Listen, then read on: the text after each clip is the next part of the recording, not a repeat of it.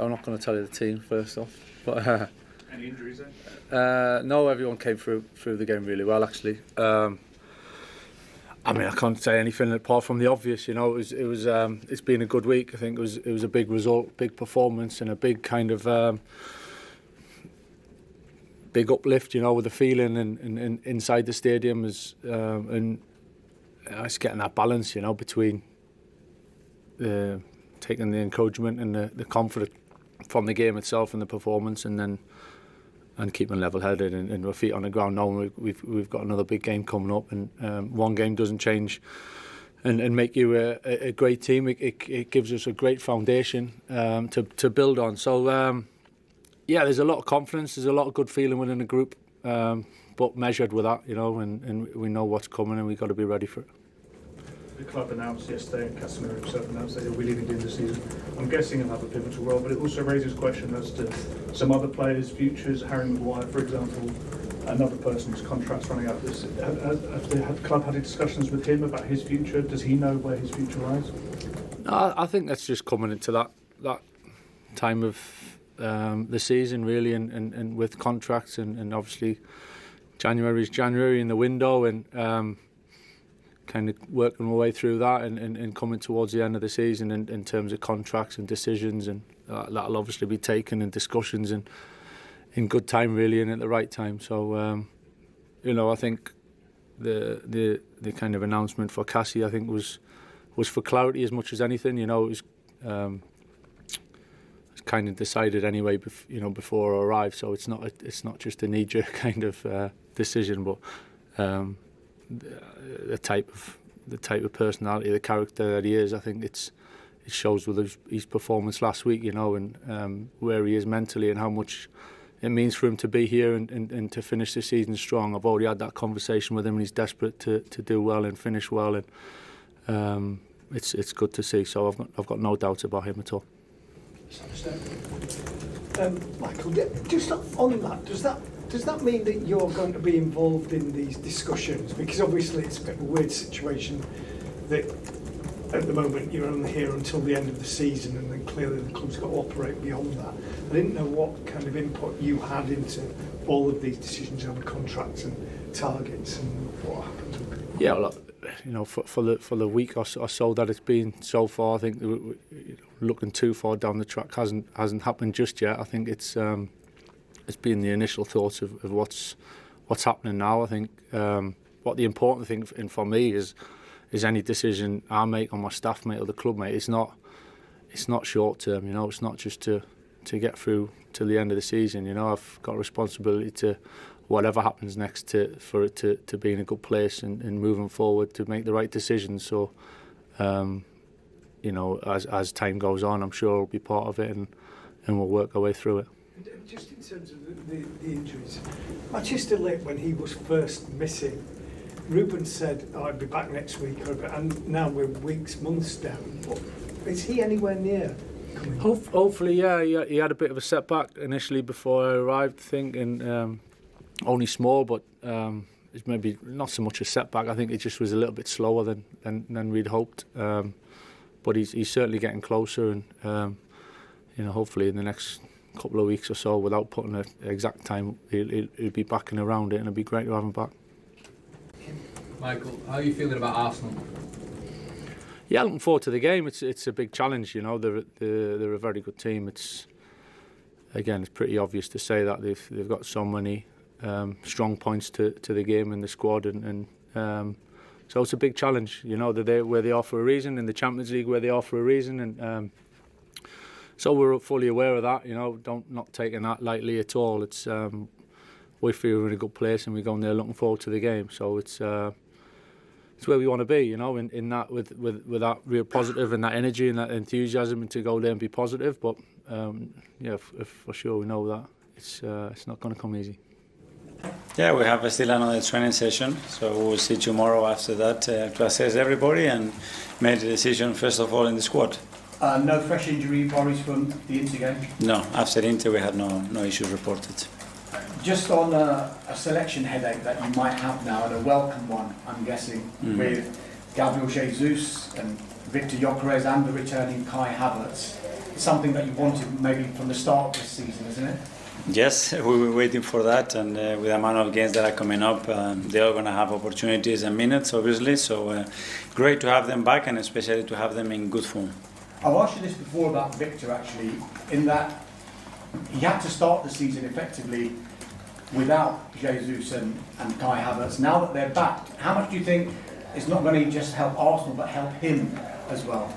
Yeah, well, he started without a pre-season as well, and a lot of minutes and a lot of responsibility on him. And now the fact that we had other options as well, I think is something really positive, especially for the squad.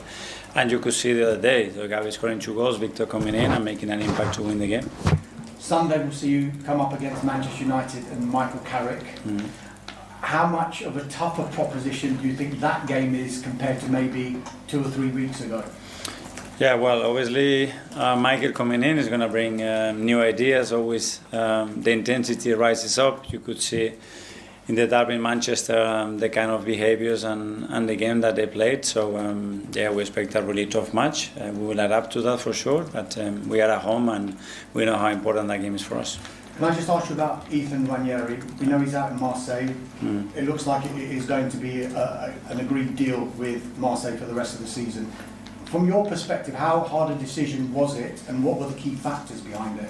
Yeah, well, I think the deal is quite close, but yeah, it's something that we constantly have to be monitoring. I think the talented young players that we have, they need minutes, and in this case, Ethan wasn't having enough minutes, and the last thing that we want is cut his development, because he's such a talent and someone that loves and breathes football. That's his life. And after having a discussion with him, with his father, the agent, and the club, we decided that the best thing to do it was to leave and go on loan, and then we have to pick the right place. And having all the options, understanding the experience that we had in Marseille as well with Willy, the fact that Roberto is there and he's an incredible development of young talent and is a really courageous manager in the way he plays, by the way he plays with young talent as well, and he has a big track record about that.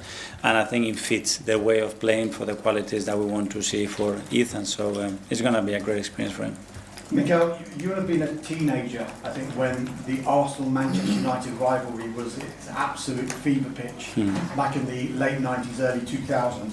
How big an impact did that rivalry have on you, and did it make you think, I want to be part of the Premier League because of that particular rivalry that was happening then? Yeah, and you guys sell it so well, especially in Spain. You could see the tension and the rivalry and those individual battles that they were there as well that make the game really, really special. So yeah, obviously 2 massive clubs that they've been fighting at the highest level for so many years, and yeah, we want to try to have the best possible game to win it. It has thrown up so many incredible moments, some incredible rivalries as well, that fixture.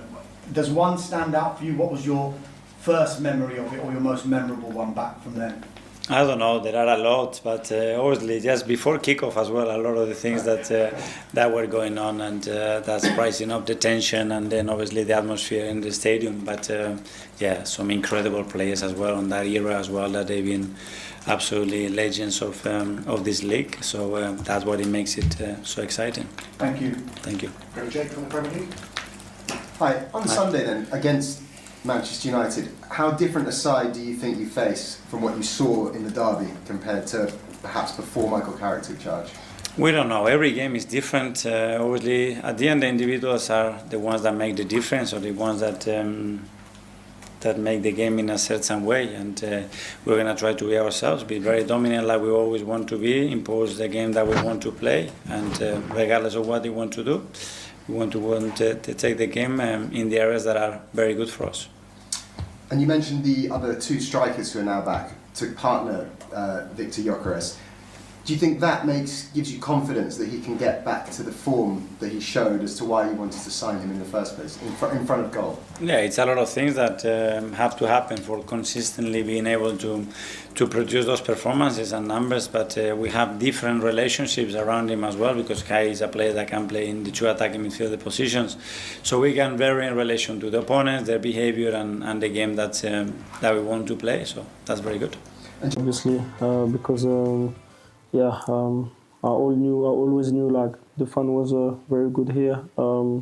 They really love the club, and just being able to score at Old Trafford is a crazy feeling. You were away when everything was changing and going on. What was that like as a player? Because you're probably getting communication just over the phone. Is it difficult? Was it difficult to be away? Yeah, a little bit, of course, because you don't really know what's happening, and you're as well focused on something else. So it's a bit hard to take home. But I think since I'm back, there is a lot of changes, as I said. But I try to stay focused and work as well as I can. I want to talk about your relationship with Bruno Fernandes, because you saw the link up between the two of you at the weekend. Do you think that's something that's really building now? Yeah, of course, everyone knows Bruno's quality. He's a very good player who can make great passes and always make the good choices on the ball. So I always try to do the best run for him to give me the ball or to create space for another one. And I know with his quality. And Kobbie Mainoo in that game as well, his running statistics were through the roof. He covered so much ground. It's his first Premier League start of the season. What do you think that performance said about him as a player and a character? Yeah, before I came, I heard about him a lot. And in the trainings and obviously in the performance this weekend, I was not surprised. And playing alongside him as well was Casemiro, and he confirmed that this would be his last season at the club. When did you hear that news, and how did you feel about that? Yeah, he sent us a message before to official it on socials, of course he's a big legend, and I'm very happy to come here in United to meet these kind of players, and he's one of them, and I'm really happy to meet him. And it's Arsenal up next at the weekend. Best defence in the league. Are those the kind of challenges as a striker that you love? Yeah, of course. You want to play against the best defenders, best teams as you can, and Arsenal is one of them. So we're gonna try to do our best. Well, thank you very much for joining us today. Best of luck for the weekend. Nice to see you. Thank you. Nice to see you. Big thanks to Harriet speaking to Brian and Mbeumo there. Lee, how timely has his return been? You know, coming back from the AFCON straight into that side against Man City. Yeah, he's absolutely massive. I mean, he's been such a great signing for Manchester United, and I think he just proves what he actually brings to Manchester United in a different way. I think you look at the goals that he scored and the way he's got that clever bit of movement, and also he's got that versatility of playing in wide areas.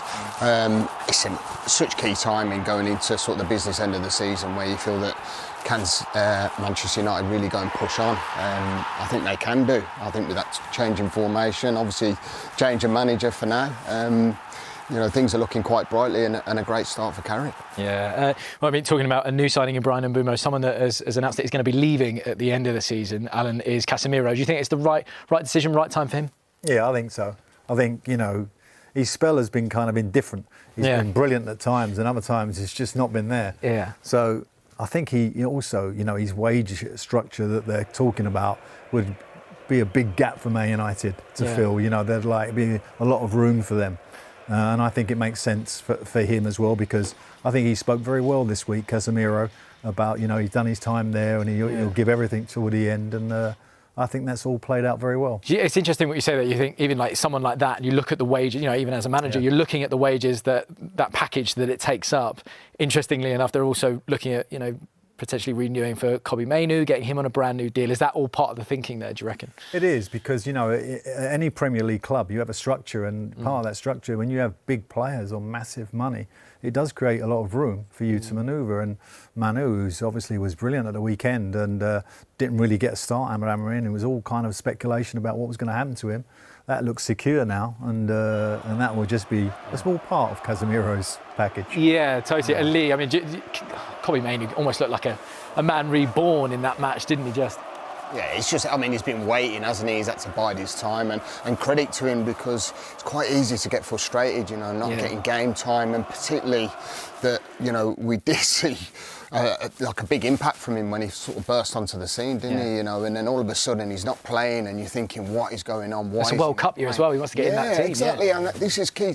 This is key times for big players like Mbeumo, and credit to him. I mean, I really say that, and I genuinely mean it. Is that, you know, to actually step into the United shirt again and fulfil that role and put on a performance just shows the calibre of player that they've got there. I mean, it was a completely different Man United side to what, you know, one of the best performances I've certainly seen from Man United in a good few years, and it all, you know, looks like it's coming from one man, Mikel Carrick. Alan, you managed Mikel Carrick at West Ham. Did you ever think at the time you were managing the new manager of Manchester United at some point? Well, what I would say about Mikel Carrick was he was a super intelligent guy, right. You know, and his natural ability on a football pitch made him emotionally kind of sound for the game and for after the game, because he was always had that calmness about him. Yeah. And I think, you know, he started his managerial career, and he's had a good sort of ground in at Middlesbrough. He's got the experience. He'd come to Man United in a caretaker spell before and did very well. He knows the football club, and more importantly, all those big hitters who have been there in the past are going to be supportive of him. Yeah. And I think that's something that Amorim didn't get at times. Yeah. So I think he's got the backing of the ex-players and the fans, and I think that is important. But what he did really was get Man United back on the front foot. Yeah. It wasn't difficult what he did. It wasn't like some tactical master plan that Michael came up with. Yeah. He got them on the front foot, pressed them high, took a few risks at the back, and I think that's what Man United fans were calling for. How much of it do you think was that? I mean, look, as someone, I'm an Arsenal fan, so you know, watching Man United, it kind of fills me with dread that we've got to play them this weekend. For me, the big difference looked like Bruno back in that 10 role. You know, he wasn't sitting as deep. Do you think that made a big difference to them? I think so. I think when you look back at his sort of stats of what he's produced in the United shirt, playing in that role, you know, you felt that you probably wasn't getting the most out of Bruno Fernandes. I think playing in that 10 pocket, I think particularly when we touched on Brian Mbeumo, of what he can give and how he can spin defenders playing through that forward area, and having someone who can supply them passes to him. He's one of the best, you know, not only in the goal front but assist fronts, and he's back in that position where he relishes playing. So yes, I think, you know, as Al said, it's not all about, you know, Carrick's, you know, produce his master stroke at Manchester United. It's the first game, he's tweaked the formation. The players are there that know that they can play in them systems, and you've got Bruno playing in a position where he relishes playing, and Manchester United have the effects of that. But I also think that, you know, it strengthened Man United in that Bruno didn't need to defend. And, you know, if I was a central midfielder, which I was in my heyday, which was like before the 60s, I would have loved to have played against Bruno in that number 8 role. You'd be running off for him, you'd be like knowing you could get in on goal. Yeah. Because that's just not natural for him. Yeah. So actually, not only did it strengthen them offensively, it strengthened them defensively too. I'm interested about what you're saying about with Mikel Carrick. I mean, he's not necessarily gone out there and done like a masterstroke, but if he goes to Arsenal, gets a result there, then ends up, you know, on a great, you know, confidence run. If Man United end up with Champions League football, which, you know, there's a big chance of that, is he enough to be a permanent manager at Manchester United? What do you reckon now? Well, there's a lot of ifs in there. Firstly, he's got. Well, we're going to get through it. He's got to start. He's got to go and win at Arsenal. Blue sky thinking here. Listen, I'm a big fan of the fact that, you know, he's a British manager, and I think for too long the Premier League has looked abroad for the shiny star that's been doing well abroad. I think Michael knows the league. He knows the football club. I think he's got a great opportunity. But of course, all those ifs have to come to fruition. You know, he has to sort of, you know, go on a great run now. And Champions League football is essential for Manchester United. You only got to look at those figures that come out this week from Deloitte to know that they're going to need Champions League football again. Yeah, they've slipped down in that ranking for sure. Yeah. Now, much of the focus after the Manchester derby was on the war of words between Lisandro Martinez and former United midfielders Nicky Butt and Paul Scholes before the game. Butt claimed Erling Haaland, with his words, would pick Martinez up and run with him, while Scholes joked that Haaland would score and then throw him in the net. Again, their words. Well, after keeping a clean sheet, Martinez challenged the pair to speak to them face to face. It prompted Nicky Butt to tell the Argentina defender to grow up. I mean, as a result of all of that, right, we just wanted to look at the numbers and just show you how Martinez has fared against Erling Haaland since joining United. It's very interesting. The stats show, well, he's done pretty well. In games where Martinez has started, Haaland has scored 3 goals in 5 games, but all those goals came in a derby back in October 2022. So that does mean that Haaland has actually failed to score in 4 of his 5 games against Martinez. So he's managed just 3 shots on target as well. Lee, I mean, I'll come to you. It's hard, isn't it? I mean, the lads are on a podcast. I understand that they're having a laugh, they're having a joke. But were they wrong to single him out before even maybe looking at some of the records? Yeah, I think, listen, you can put it down as a cheap shot, can't you? But like you said, you know, you're on a podcast. You know, you're having a bit of banter and a bit of the crack, and you know, it's easily said, isn't it? You know, and I think it's gone on a little bit too long. I think, listen, you look at the stats of what he's produced defensively. I don't care, height-wise, if he can produce them and keep one of the world's best centre-forwards quiet, you know, he proves that he has got that mentality about him as a defender, but I just think it's just prolonging, is it? It's going on, and I think some of the players that have been at Manchester United, you know, the guys that you touched on in Scholes and Butt, you know, legends of the football club, I think when it gets talked about in that sort of situation, I think it gets blown up into such a bigger situation, and it's not really. It just needs resolving and put to bed, and Manchester United get on with their league form. That's it. I mean, if you were a manager at Manchester United and, you know, your players kind of listening to what pundits like that are saying, what would you be telling them? Well, I managed Newcastle. You know, noise was like constant. Yeah. You're always getting noise. You just got to ignore it, really, and move, you know, and particularly now with podcasts and everything else, social media. There's so much noise that you can't get wrapped up in it. Martinez was silly to react to it, really, in my opinion. He should have just left it alone. But, you know, it's a storm in a key cup. It's nothing. By the way, he's a World Cup winner. Exactly, yeah. One of those stats might suggest that, you know, he ain't bad. Yeah, he's actually pretty good. Yeah, totally. Now, as always, we want to get you in. Plenty of respect between the two managers. They, of course, met when Michael Carrick was in the job a few years ago. He and United took all 3 points. But let's start with Arsenal. The big question on many fans' minds is, who does Mikel Arteta start with up front? Of course, both Gyökeres and Gabby Jesus scoring in their midweek game against Inter Milan. I'll come to the striker first. No, I mean, Gabby Jesus, I love him. I've always liked him as a player. You know, like Havertz, you know. And Gyökeres is a goal scorer. It's not happened for him this season for whatever reason, you know. He missed the pre-season. I think that's a big factor. I think people don't realise, you know, to try and hit the ground running. But Jesus, I think he's got that know-how in terms of playing in big games. Obviously, at City, won the league numerous times. You know, seems to be sharp again. You know, the 2 goals overnight. But I don't know. The good thing is you've got 3 very different profiles there. Yes. Gyökeres is more the traditional number 9.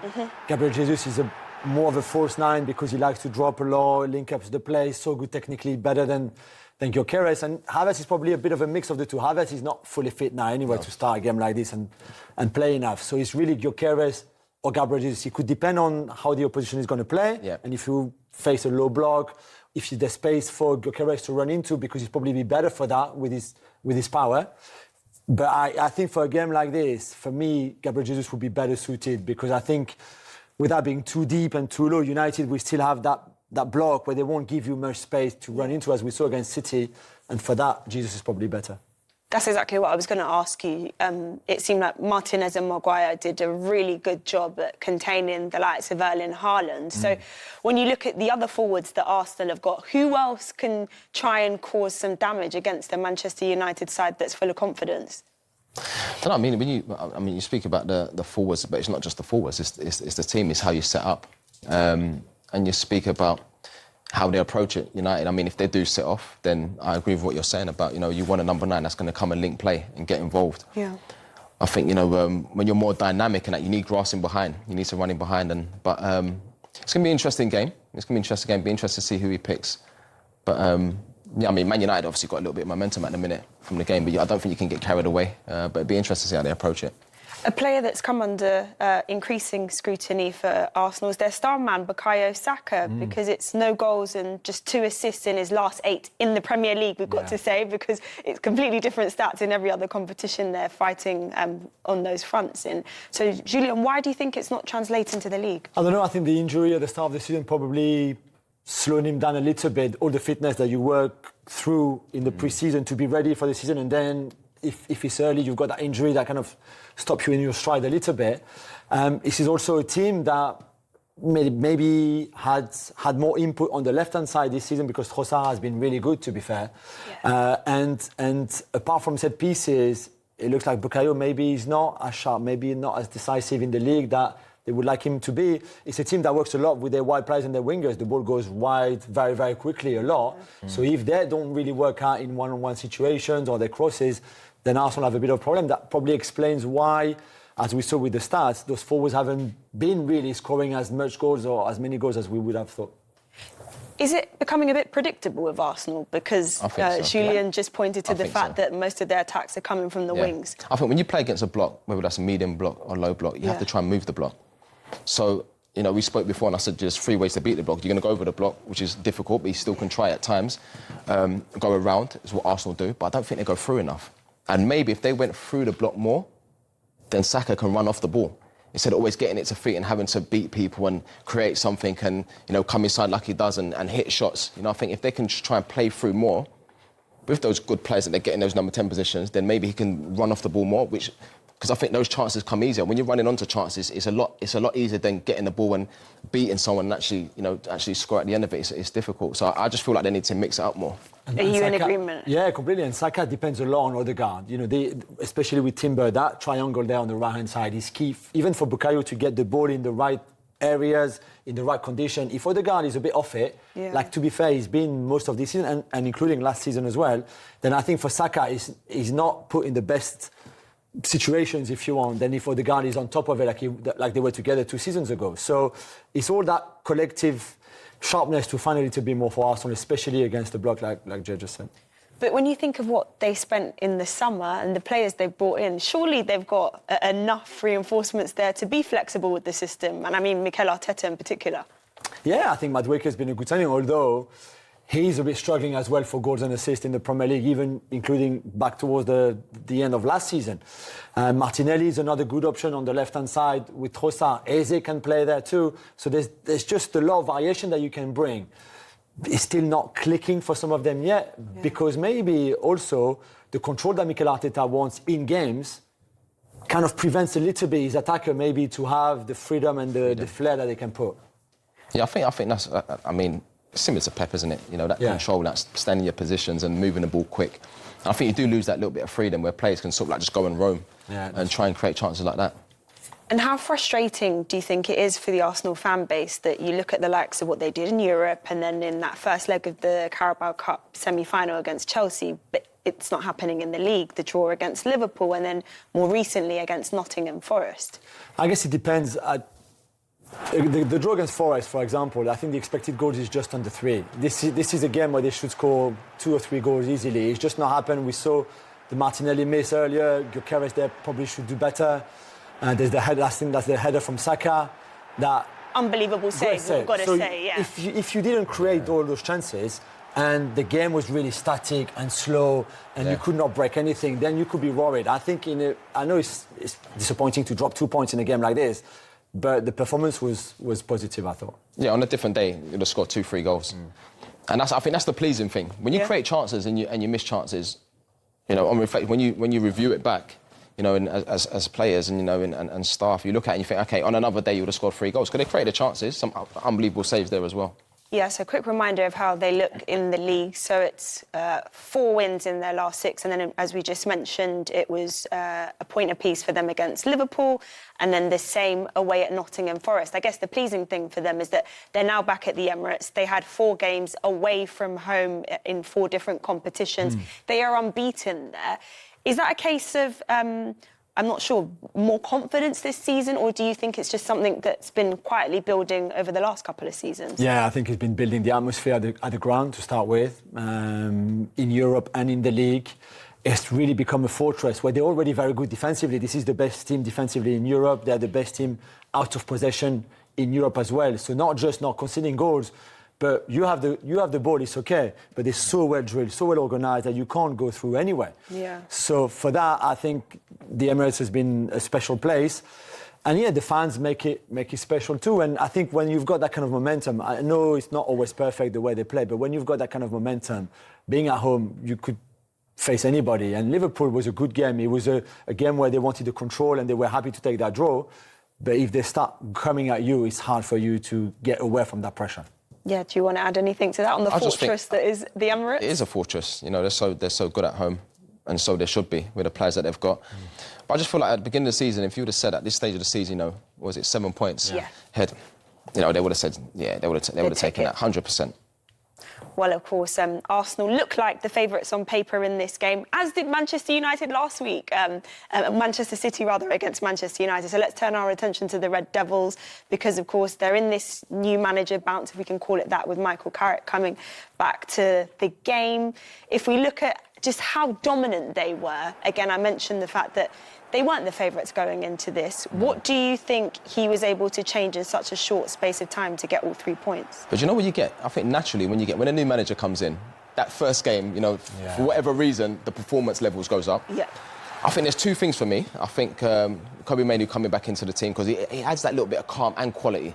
And I think Bruno Fernandes playing in a 10, closer to the goal. I think when you have that sort of quality, and even when you look at this goal, I see a lot of teams, and I've been involved in it myself, where you know you get like a 3v2 in training. That's like a training goal. Yeah. Players make the wrong decision. The way to pass, the option by passing to Mbeumo on his left foot to finish first time.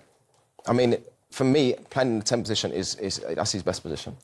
What did you see that was different about this side then, Julien? So I completely agree with Jay. The Bruno's new position, his best position, but being back there plus Kobbie Mainoo. But I think also the change of system. One of the reasons why Ruben Amorim is not there anymore is because of that rigidity about his system and the back three and all of that, where clearly things were not too bad. They were fifth in the table when they sacked him. Yeah. But it was not what that team needed anyway. So to go back to the 4-2-3-1 were great. Casemiro in that position, Bruno, as we said, and then doing simple things. Defensively without the ball, they were hard to break down. They double up really well on each wings. So Doku, and as we can see here, Ahmad and Dalot on the right-hand side against Doku and O'Reilly and Ake. On the other side, it was Dogu, who's a left-back, really, or left wing-back, with Shaw doing the same.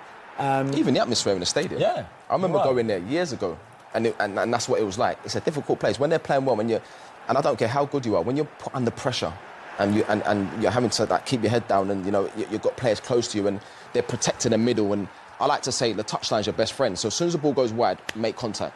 And that's what they'd done. It was such a good performance. And the intensity as well to win the duels, which we haven't seen enough of under Amorim, probably because the system again was a bit probably difficult for the players to manage. But when you've got that intensity, when you're aggressive, when you're on the front foot, even with only 30% of the ball, because that's what they had in the end, it's enough. You're playing transition, you've got the players for it, you've got so much space up front, Ahmad, Dogu, and Mbeumo. It's just perfect. Speaking of Amorim, I don't think we can be too hard on him because in this exact fixture earlier in the season, they actually had a decent game. They had 7 shots on target.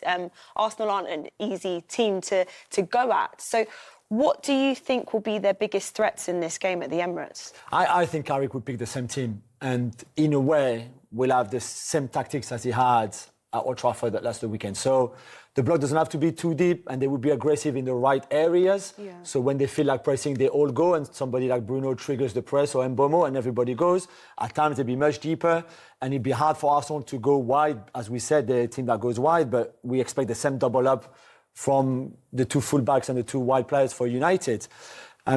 So that's the kind of the game I see, and they will play in transition and Arsenal's race defence will have to be very good. Gabriel and Saliba will have to be very strong, and Zubimendi probably even more importantly to break down whatever Bruno is trying to do in front of those 2. So it'd be very interesting tactically to do. But I thought Amorim had improved that team, to be fair, compared to last season. Yes. There's a lot of metrics where they were better in terms of shots and chances created and things like that. Carrick, by just being a bit more simplicity, I think has helped this team massively. Yeah.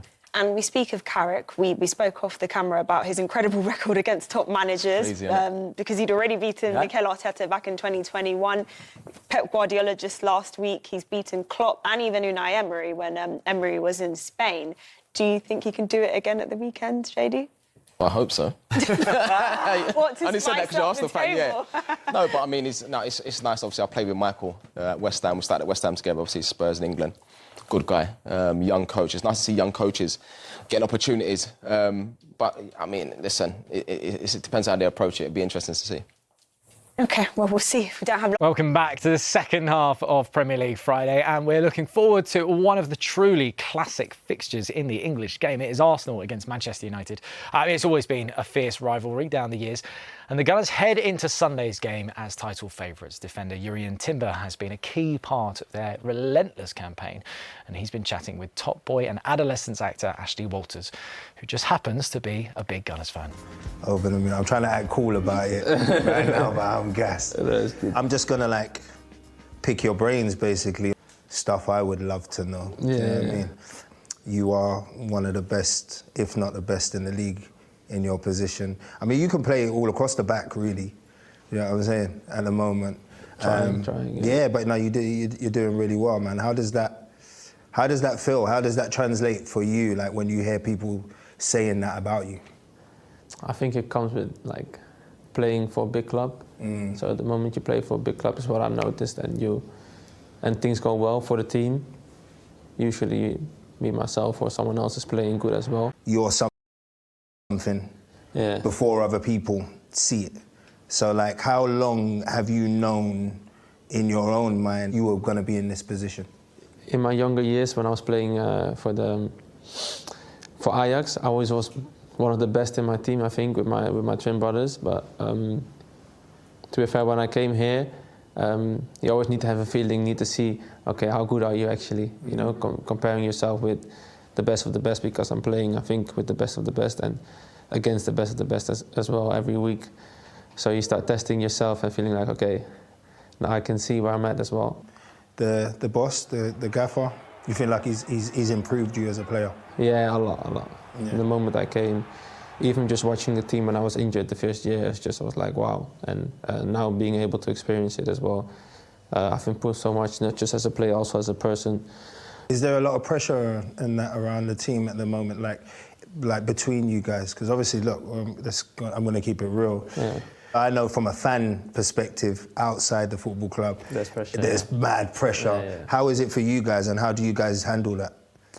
I think we put already a lot or enough pressure on ourselves. I think also it comes with the responsibility of playing for Arsenal. You know, you need to play for the big prizes, and yeah, as you said, we're still playing for everything, and that's where we want to be. At the same time, still you have nothing, so still a long way to go. But I think that pressure drives you as well. I think everyone needs it a bit to perform at our best. At least I need the pressure. Yeah. And what I said about responsibility for the club, I also feel like I have a responsibility towards my teammates to be at my best every time again. And I think everyone has that, and we just feed off each other in that way. All right, let me ask some more stupid questions, I guess you could call them. Stuff I want to know. In the dressing room, who's controlling the music, and what is that? What are you guys playing before games? So what we have now, because it was actually one of the coaches that was controlling the music, we have You not let the coaches control the music? Yeah, because everyone really. For example, I have my own earplugs in, you know. What we have now is our own playlist with the team, so everyone can just put songs in, and that, especially for away games. Then what's the most popular artist amongst the team now, you reckon? Yeah, I'll say Drake any day. Drake? Yeah, cool. All right. I think we hear Drake the most, though. Because everyone can listen to Drake. Yeah, it's easy. Yeah, it's easy listening. You know? Everyone's kind of, I get it. Who is the funniest? Who's the one busting the most jokes? For me, it's Saliba. Saliba? But he's being funny. He doesn't even notice it, I think. You would never tell, you know? You would never tell from his persona outside. He's so funny. Yeah? He makes me laugh so much. Yeah. Okay. And then off football, outside style, who gets the fashion stamp? For me now in our team, Say yourself, man. No, I would say Declan. Declan? Yeah. Yeah. I would say Declan. I wouldn't say myself. Yeah, he does step out of that. Yeah, he does step out, yeah. You going to win the league? Well, God willing, man. Yes. You're well trained in PR. Oh, there's no PR, man. It's just some things you can't control. You're just gonna give it everything you have, like we've been doing, and we'll do it to the end of the season, and hopefully some nice for our fans and ourselves, I'll take it as a yes. Thank you. Ashley Walters talking to Yuri and Timber there ahead of Arsenal taking on Manchester United. It was interesting, obviously, Yuri and Timber being asked the question, you're going to win the league, and it's the hopefulness and etc. But there is, as an Arsenal fan, there is so much anxiety around Arsenal this year of it has to be this year. And do you think almost, Lee, that's been a hindrance to them? No, listen, I think I'm with everyone. I just feel that it's Arsenal's season. It really is. I think what they've done and what they've built at the football club, I don't think anything's going to get in their way of winning the Premier League. I really don't. And I know that and I know you obviously speaking to you before, is that there's this nervous energy and there's this nervous edge around a lot of Arsenal fans because of what's happened in the past. But I think they're so well equipped this season to really go on and win trophies. I really do. I just think it's a different complexion to what it has been in the past. I think you look at the league table in particular at the moment, they've got a massive buffer away from the teams that we should have seen there, and that's probably Liverpool, maybe Chelsea to that equation. Man City are dropping points. I think they're in a brilliant position, and I really do feel winning a trophy early on can maybe just set a benchmark for them to have a fantastic season with the squad depth that they have under Arteta, and I think sky's the limits for them. Let's see. I mean, Alan, I want to pick up something with you, which was Declan Rice's reaction after the 0-0 draw at Forest. It was quite obvious what he was saying. We can't show it here. I think we'll have to blur that. Yeah, exactly. Do you, as a manager, you see that, or later on in the training in week, and you see that on some of the clips doing the rounds on social media? Are you happy that your players look like that, or would you be saying to them, look, just relax? No, of course. It's natural to, your winning mentality that you have and that is installed in there, they're going to be frustrated. If you're not frustrated with losing or having a bad shot at golf or missing a chance, then don't play the game. Declan Rice, even like the clip of him having the row with the assistant manager. Sure. It's normal. It's just like, that's an everyday thing. It's an everyday thing. It's happening all the time. You might not always see it on camera, but it's in his Telegraph column, Jamie Carragher has said as well, he thinks that the only thing holding this Arsenal team back is themselves. Would you agree with that? Yeah, and I think fans are going to be important for them because there's a nervousness can come down from the stadium. And the one thing, when you haven't won it for a number of years, which Arsenal haven't, that first time is going to be difficult. Even with a cushion they got, the 7 points, 26 goal difference, whatever it is now. There's only Man City with a goal difference that's anything like it. So no one is really threatening them. Yeah. But it's still going to be difficult to get over the line. And your nervousness is rubbing off on everyone, is it? Is with everyone. Yeah, but look, you have a game in midweek. You're playing Inter Milan. Best team in Italy at the moment. They've got Rice, Gabriel, Odegaard all on the bench. Should this be not just a Premier League, winning side this season? Should this be a multi-trophy side? I think so. I think they should be winning the treble minimum. I think they can go and win. Minimum. I think so. Wow. I think so. Are you saying domestic? I really think I think they win. I think they win the Premier League. I think they've got a fabulous chance of winning the Champions League. Yeah. I think how they've done that, I know we're still in just finished the group stage, but they've done that in style. Yeah. And they've showed that, as you said, going away in Europe, I think changing the team even and leaving top quality players and knowing you've got strength in depth that can fulfil roles. And obviously they're in their 1 foot in the final, really, you would say. I've got Chelsea in the Carabao Cup semi-final with that advantage. I just think it's really teed up for them this season, and that's why I say I think that the treble for me is dangling for them. They've got to continue what they're doing. I don't think they'll lose many games. That's the thing, and I keep saying about this. the squad depth that they have and the players that are coming in and fulfilling roles, you know, even in the centre forward roles, they bring in Gyökeres, Jesus is back, you've got Havertz coming, well, he's back fit and available.